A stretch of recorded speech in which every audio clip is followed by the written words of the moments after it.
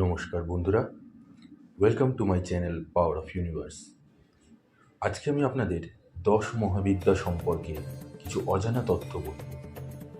আমরা সকলেই 10 মহাবিদ্যার সম্পর্কে শুনেছি, কিন্তু এই 10 মহাবিদ্যা তার আবির্ভাব কী করে হলো, কার ভুলে হলো এবং কেনই বা হলো, আসুন আজ সেই বিষয়ে আমরা জেনে নিই। তাই ভিডিওটি না টেনে শেষ পর্যন্ত দেখার অনুরোধ রইল। সনাতন ধর্মের মহাবিদ্যা বা দশমহাবিদ্যা দেবী অর্থাৎ দিব্য জননী 10টি বিশেষ রূপের সমষ্টিগত নাম। মুন্ডমালা তন্ত্র অনুসারে দশ মহাবিদ্যা হলেন কালী, তারা, ষোড়শী, ভৈরবী, ভুবনেশ্বরী, ছিন্নমস্তা, ধূমাবতী, বগলা, মাতঙ্গী ও কমলাকামিনী। অন্যদিকে মালিনী বিজয় গ্রন্থের মতে মহাবিদ্যা হলেন কালী, নীলা, মহাদুর্গা, তরিতা, ছিন্নমস্তিকা, বাগাদ্দিনী, অন্নপূর্ণা, প্রত্যঙ্গিরা, কামাখ্যাবাসিনী, বালা, মাতঙ্গী ও শৈলবাসিনী। আদ্যাশক্তি মহামায়ার এই দশবিধ দেবীত্বের একদিকে যেমন রয়েছেন ভয়ঙ্কর দেবীমূর্তি, তেমনি অন্য প্রান্তে রয়েছে এক অপরূপ সুন্দরী দেবী প্রতিমা। শাক্ত ধর্মের ইতিহাসে মহাবিদ্যা ধারণার বিকাশ একটি গুরুত্বপূর্ণ মোড়। সমগ্র ব্রহ্মাণ্ডের সর্বপ্রথম দশ মহাবিদ্যার প্রকাশ ও দর্শন করেছিলেন স্বয়ং মহাদেব নিজে। কিন্তু কিভাবে আবির্ভাব হলো দশ মহাবিদ্যার? কেনই বা আদ্যাশক্তি মহামায়ার এরূপ 10টি রূপ ধারণ করতে হলো? আর কি কারণে এই 10 দেবীর ভয়ঙ্কর মূর্তি দেখে বিচলিত হয়েছিলেন স্বয়ং শিব? চলুন জেনে নি তাহলে। সত্য যুগেরও আগেকার কথা। দক্ষকন্যা সতীর সাথে মহাদেবের শুভ পরিণয় সংঘটিত হয় স্বয়ং দক্ষের অমতে। তার বেশ কিছুদিন পরে দক্ষরাজ এক যজ্ঞের আয়োজন করেন। এই যজ্ঞে ব্রহ্মার সহ ব্রহ্মাণ্ডের সকল ঋষি, মহর্ষি, দেবতা, অপ্সরা ও দক্ষের ইষ্ট দেবতা বিষ্ণু উপস্থিত ছিলেন। শুধুমাত্র মহাদেব ছিলেন এই যজ্ঞের একমাত্র অনিমন্ত্রিত। দক্ষরাজের এই যজ্ঞ যে উদ্দেশ্যমূলক এবং ব্যাপক অর্থে শিবকে অপমান করাই তার মূল উদ্দেশ্য ছিল, তার বলার অপেক্ষা রাখে। এই নিমন্ত্রণে ব্রহ্মা নিজ পুত্র দক্ষকে বললেন, পুত্র, মহাদেববিহীন যজ্ঞ অসম্ভব এবং অগ্রহণযোগ্য, কেননা যজ্ঞের আহুতি মহাদেব ব্যতীত কেউ গ্রহণ করতে পারবেন না। উত্তরে দক্ষরাজ বলেন, মহাদেব ব্যতীত যজ্ঞও হবে এবং যজ্ঞের আহুতিও গ্রহণ হবে, আর এই আহুতি আমার ইষ্ট দেবতা বিষ্ণুদেব গ্রহণ করবেন। তখন ব্রহ্মাদেব বলেন, হঠ করিও না পুত্র, সৃষ্টিতে ত্রিদেবের মধ্যে মহাদেবী যজ্ঞের আহুতি গ্রহণের অধিকার ও ক্ষমতা রাখেন। একথা শুনে দক্ষরাজ রেগে উচ্চ কণ্ঠে বললেন, আজ তাহলে সৃষ্টির নিয়ম পরিবর্তন হবে। তখন পুত্রের হঠের কারণে ব্রহ্মাদেব নীরবতা পালন করলেন। কিন্তু দক্ষ যখন বিষ্ণুর কাছে নিমন্ত্রণ নিয়ে গেলেন, তখন বিষ্ণুও একই কথা বললেন। কিন্তু নিয়তি যার সঙ্গ ছাড়ে সে থাকে সুবুদ্ধির ওপরে। তখন বিষ্ণুদেব বললেন, না, মহাদেববিহীন যজ্ঞে আমি উপস্থিত থাকব না। অতঃপর দক্ষরাজ বললেন, প্রভু ঠিক আছে, আপনি যখন উপস্থিত থাকতে পারবেন না, তখন আমার প্রতিকৃতি সাজিয়ে আমি যজ্ঞ করব এবং ওই যজ্ঞের আহুতি আপনাকেই দেব। তখন বিষ্ণুদেব বললেন, দক্ষরাজ, তোমার হঠ একদিন মহা ভয়ঙ্করী বিনাশের নিমন্ত্রণ দিচ্ছে এবং মহাকাল রুদ্রের আহ্বান দিচ্ছে। এখনো সময় আছে, নিজেকে নমনীয় করো, অন্যথা বিনাদ সুনিশ্চিত।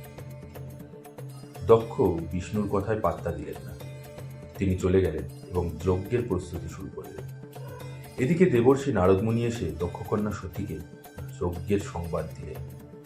শিবজায়া শিবানী যখন নারদের মুখে তার পিতা দক্ষের শিবহীন যজ্ঞের কথা শুনলেন, তখনই তার মনে ইচ্ছে জেগেছিল তিনি নিজে অনিমন্ত্রিত হয়েও যাবেন, সেখানে পিতা দক্ষকে বুঝিয়ে দিতে শিবহীন যজ্ঞের ফল কি হয়।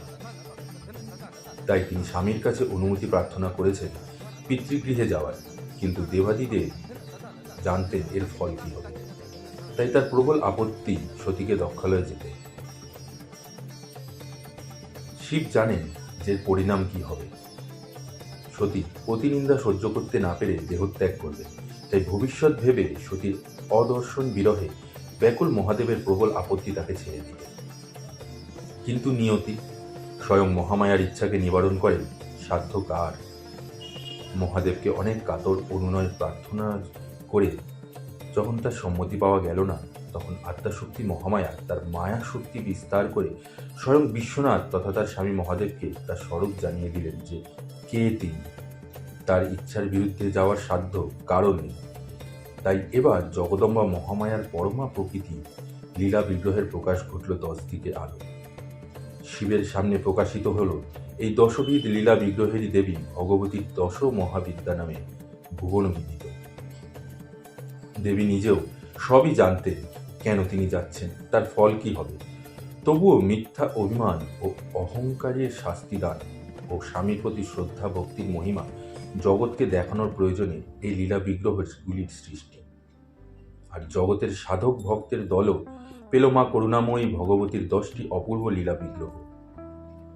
চামুণ্ডাতন্ত্রে ও ভাগবত পুরাণে বলা হয়েছে, শিব যখন দেবীকে অনুমতি না দিয়ে চলে যেতে যাচ্ছিলেন, তখন দেবী সতী প্রথমে কালীরূপ ধরে শিবের ভীতি উৎপাদন করে তার পথরোধ করে। ভয় পেয়ে অন্য যেদিক দিয়েই পালাতে চাইছিলেন, সব দিকেই একে একে এইসব ভিন্ন ভিন্ন দেবী মূর্তির আবির্ভাব শিবকে বিহ্বল করে তোলে। শিব সেই অভিনব দশম মূর্তি দেখে দিশেহারা হয়ে ভীত কণ্ঠে বললেন, তোমরা কারা? আমার সতী কোথায় গেল? তার উত্তরে এক মূর্তি বললেন, আমিই তোমার সতী। এই যে ভীষণা 10টি মূর্তি, এরা আমারই বিভিন্ন প্রকাশ, ভয় পেও না। শিব বললেন, তুমি যদি আমার প্রাণেশ্বরী সতী হও, তাহলে এমন কালো বর্ণা ভীতিপ্রদা কেন? সতী আবারও বললেন, আমিই সতী, শুধু তোমার চোখ খুলে দেওয়ার জন্য আমার এই নানা মূর্তির প্রকাশ ঘটিয়েছি। এই তো আমি তোমার সামনেই আছি, তোমার ভয় কি? তখন মহাদেব জিজ্ঞাসা করলেন, হে দাক্ষায়ণী সতী, তোমার এই অপরূপ রূপ কি করে শ্যামা হয়ে গেল? আর এত ভয়ঙ্করী মূর্তি বা হলো কি করে? দেবী তখন বললেন, আমি আদি প্রকৃতি, কারণ স্বরূপা, সৃষ্টি স্থিতি সংহার কর্তী। তবু লীলা সম্পাদনের জন্য তোমার পত্নীত্ব স্বীকার করেছি। আর তোমারই জন্যে আমার শ্বেতবর্ণা শরীর। তোমার কাছে পূর্ব প্রতিজ্ঞাবশে আমি শরীর ধারণ করে তোমার পত্নী হয়েছি।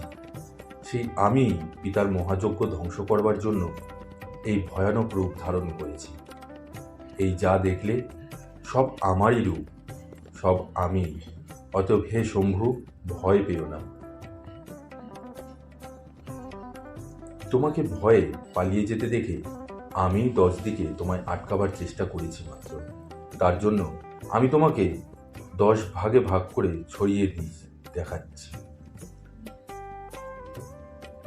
তখন মহাদেব বললেন, হে দেবী, তুমি আদি পরমা প্রকৃতি মহাদেবী, আদি শক্তি, সৃষ্টি স্থিতি সংহার শক্তি।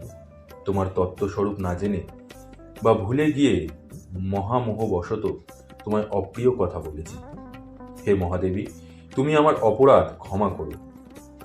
মহাদেব আজ দেবীর কাছে ক্ষমা প্রার্থী হয়ে প্রার্থনা জানাচ্ছে, হে শিবানী, তোমার যে এই মহাভয়ঙ্করী মূর্তি, ভয়ানক দর্শনা লীলা বিগ্রহ, এদের প্রত্যেকের নাম কি ও পরিচয় আমায় জানাও।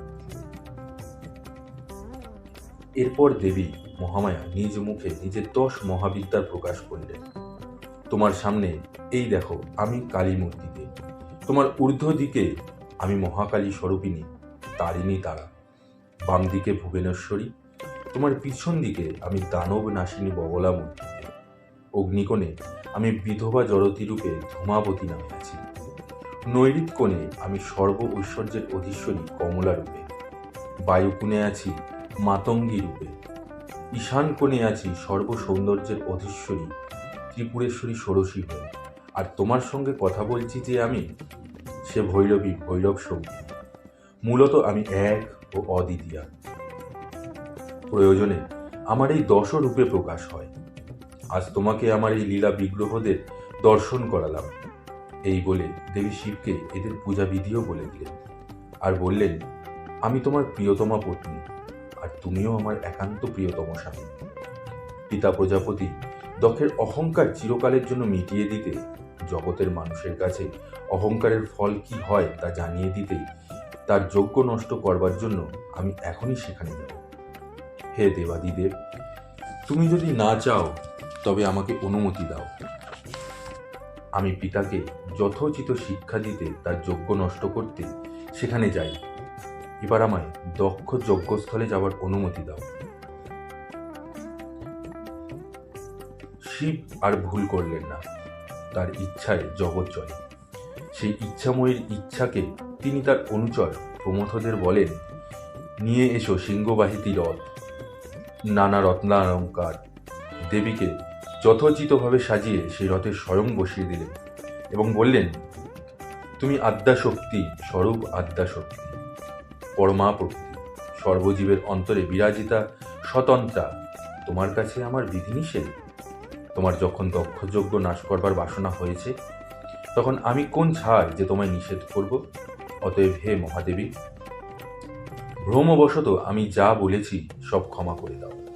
তোমার যেমন ইচ্ছা তাই হোক। দেবীর অন্য সব মূর্তি তখন অন্তর্হিত হল। সতী একাই অপূর্ব সাজসজ্জায় সজ্জিতা হয়ে সেই দিব্য রথে উঠে চললেন যক্ষালয়ের দিকে। সঙ্গে চললেন প্রমথগণের দল। এরপর দক্ষযজ্ঞের বিনাশ, সতীর আত্মত্যাগ এবং 51 সতীপীঠের কাহিনী, আর এরপরেই 51টি সতীপীঠের আবির্ভাব। বন্ধুরা, এই ছিল আজকের দশমহাবিদ্যার আবির্ভাবের কারণ। আশা করছি ভিডিওটি আপনাদেরও ভালো লেগেছে।